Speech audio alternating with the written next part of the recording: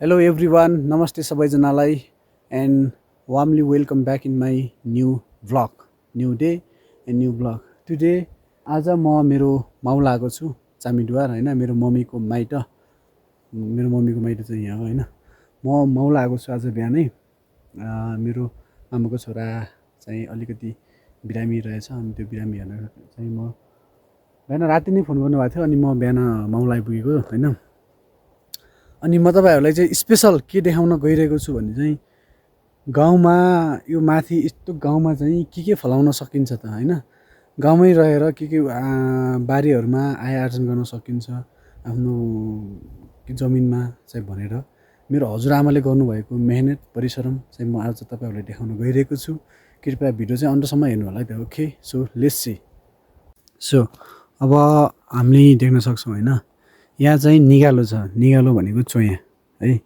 चोयाबाट चाहिँ हामीले डोको पेरुङो हैन चोयाबाट के आइटम बनाउन सकिन्छ भने नाम्लो बनाउन सकिन्छ डोको अर्जाहरू सबै कुराहरु के बनाउन सकिन्छ हैन र यहाँ चाहिँ हजुरआमाले टिमुर पनि लगाउनु भएको रहेछ हैन यो टिमुरको बोट हो तर टिमुर चाहिँ सबै टिपिसक्नु भएको छ यही छेउमा टिमुर छ यो टिमुर भएको भएसी के हुन्छ भने मसलाहरू बाहिरबाट किन्न पर्दैन किनभने टिमुर भनेको यस्तो बेस्ट हो कि नेपाली मसलामा सबसे भन्दा बेस्ट भनेको टिमुर हो यसले चाहिँ चिसोहरुमा हैन सबै किसिममा तरकारीहरुमा मासुहरुमा यस्तो राम्रो मसलादार हो यो टिमुर भनेको चाहिँ र यहाँ देख्न सक्नुहुन्छ निगालो अनि वरिपरि नै पशु चौपायालाई लगाउने घाँसहरु वरिपरि नै पशु चौपायाको लागि चाहिँ प्रशस्तहरु घाँसहरु छन् हैन देख्न सक्नुहुन्छ एउटा पारीहरुतिर पनि मस्त छ यो वरिपरि नै घाँस छ घरमै छ घाँसमै छ हैन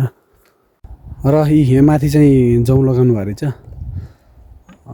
यहाँ चाहिँ पहिला फापर छर्नु हुन्थ्यो फापर काटेर लगाउनु भयो के साइड हैन अनि चाहिँ हामी मेरो मामु र मेरो मामा र म चाहिँ हामी सानोमा यहाँ चाहिँ कस्तो हुन्थ्यो भने एकदम ठुलो घार हुन्थ्यो हैन काँक्रा लगाउनु हुन्थ्यो कि यहाँ चाहिँ हामी बर्खा हिउँदा यहाँ बस्ने बर्खा चाहिँ यहाँ बस्दिन्थ्यो अनि यहाँ चाहिँ एकदम ठुलो घार हुन्थ्यो कि काँक्राको अनि मामा र म के गर्थ्यौँ भने सानोमा स्कुल जान छोडेर बिच बाटोमा फर्केर आएर अनि यो काँक्राको घारभित्र बसेपछि फेरि कहिले नदेख्ने यस्तो डेन्स हुन्थ्यो कि यस्तो झारी हुन्थ्यो कि त्यो भित्र बसिसकेपछि कसैले पनि देख्दैन थियो अनि हामी त्यो दिनभरि त्यहाँ बसेर काँक्रा खाएर अनि 4 बजेपछि चाहिँ स्कुलबाट यहाँ तल कोही आयो भने हेर्ने अनि त्यो मान्छेहरु चाहिँ यहाँ आइसक्ने भन्ने होला हामी चाहिँ तल गएर निस्केर अनि यहाँ आउँथ्यौँ कि हामी अहिले चाहिँ मजाले सागहरु लगाउनु भएको रहेछ वाउ यस्तो राम्रो साग यार हेर्न सक्नुहुन्छ गाउँमा चाहिँ के हुन सक्छ भनेर यस्तै त हो हैन न तनेल चाहियो है केही चाहिन्न बस हाम्रो खुल्ला आकाशमा हैन खुल्ला आकाशमा नै गराउन सकिन्छ सबै चीजहरु देख्नुहुन्छ औखोहरु लसुनहरु यही छ दण्डु यही छ हैन लसुन साग हेर्न सक्नुहुन्छ वाउ यस्तो बाहिर आकाशको चाहिँ त्यो तनेलको भन्दा एकदम टेस्टी अनि चाहिने भिटामिन मिनरल्सहरु सबै पाइन्छ यु क्यान सी वाउ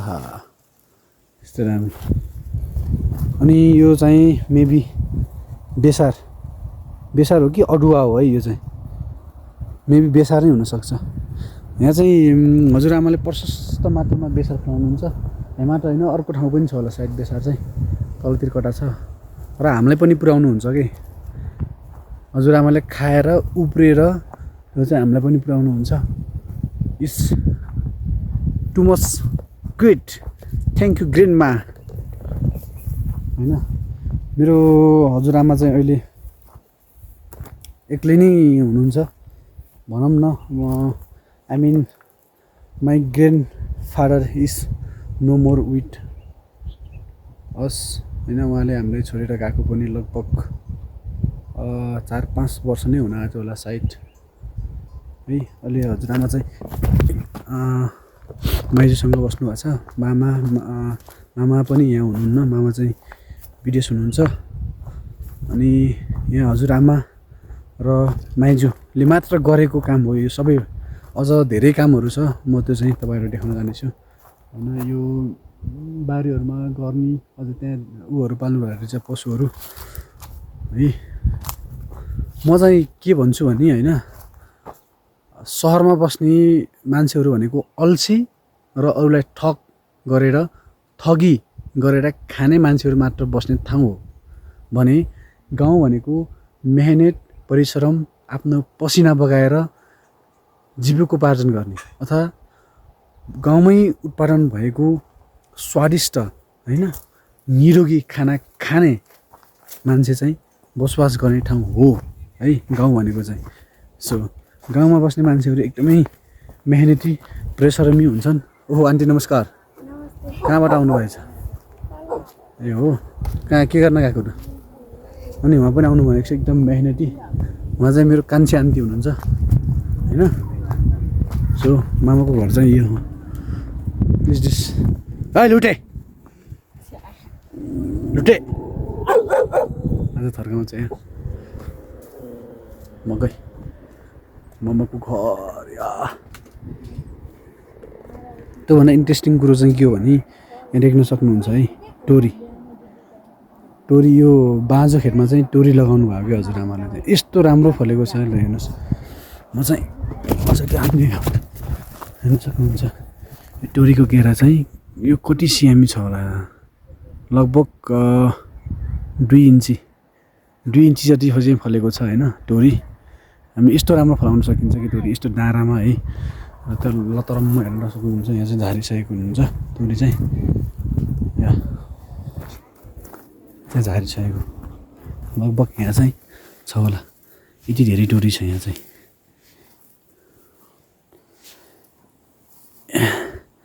यो टोरी फलाएर मजाले तेल पनि किन्न परेन होइन।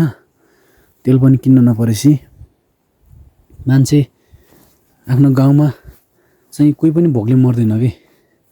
हेर्न सक्नुहुन्छ टोरी है। अब यो तेल बनाएर होइन मजाले अब आफ्नै ठाउँमा उत्पादन गरेको तेलहरू चाहिँ खान मिलो होइन। तेलहरू उत्पादन गराएर देख्न सक्नुहुन्छ। अब यो लगभग 10-12 माना तेल त आउँछ, अझ बढी आउँछ। हजुरआमा यो सबै पिस्ने भने कति माना आउँछ तोरी?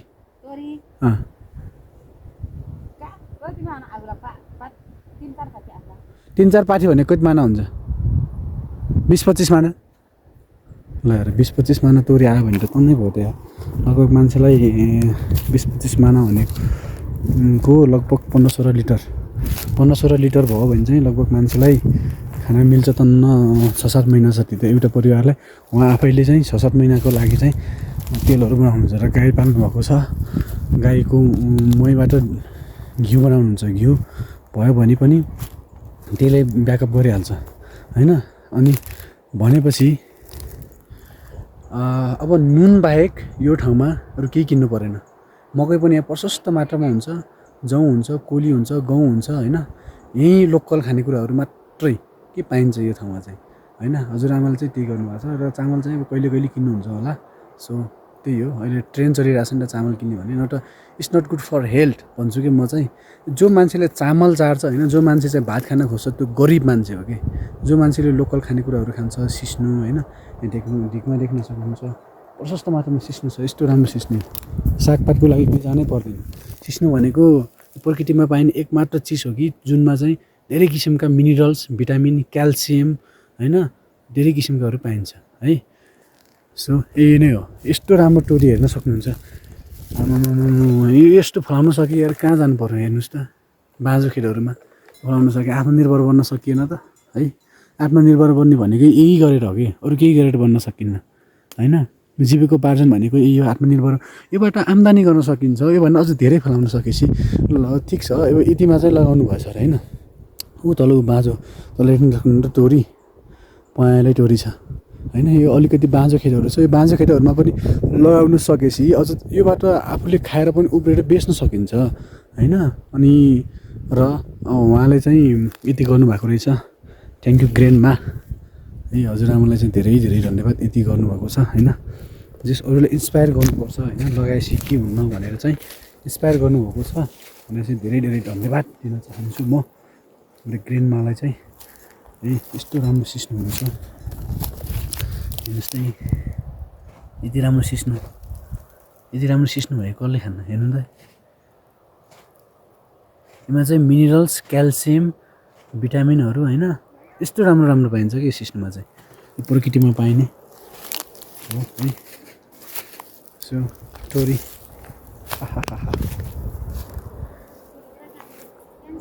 सो यही नै हो